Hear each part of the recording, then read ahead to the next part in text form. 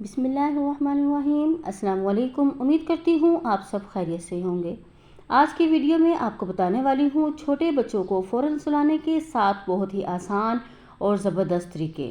نیند کا پورا ہونا ہر انسان کے لیے بہت ضروری ہے، پھر وہ بچہ ہو یا بڑا۔ اگر نیند پوری نہ ہو تو انسان چڑچڑا ہو جاتا ہے اور ذہنی دباؤ کا شکار ہو جاتا ہے۔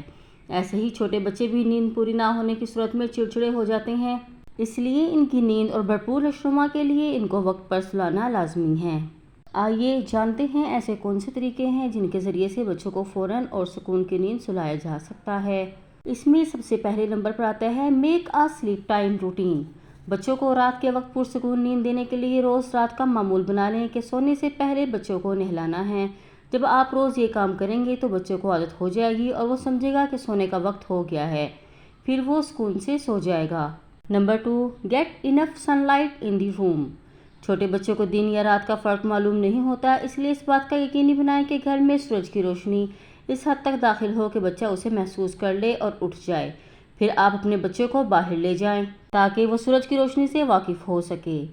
Number 3، do not switch on the light. اگر آپ کا بچہ رات میں بار بار جاگ جاتا ہے تو لائٹ جلانے کی کوئی ضرورت نہیں، اس کے بجائے آپ آہستہ آہستہ بچے کو تھپکی دیں یا جھلائیں جب تک وہ دوبارہ سو نہ جائے۔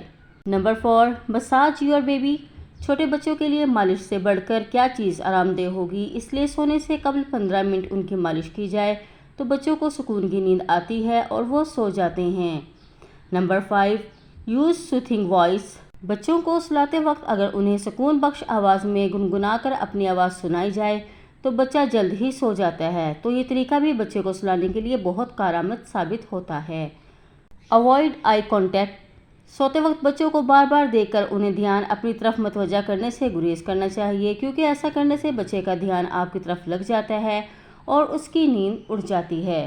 بچوں کو سلانے کے لیے ان میں سے آپ کوئی بھی طریقہ اپنائیں تو دیکھیں گے آپ کا بچہ پرسکون نیند سوئے گا۔ اگر بچہ پرسکون نیند سوتا ہے تو بچہ ویسے بھی صحت مند ہوتا ہے۔ مزید ٹوٹکے اور ٹپس کے لیے میرے چینل کو سبسکرائب کرنا مت بھولیے۔ شکریہ، اللہ حافظ۔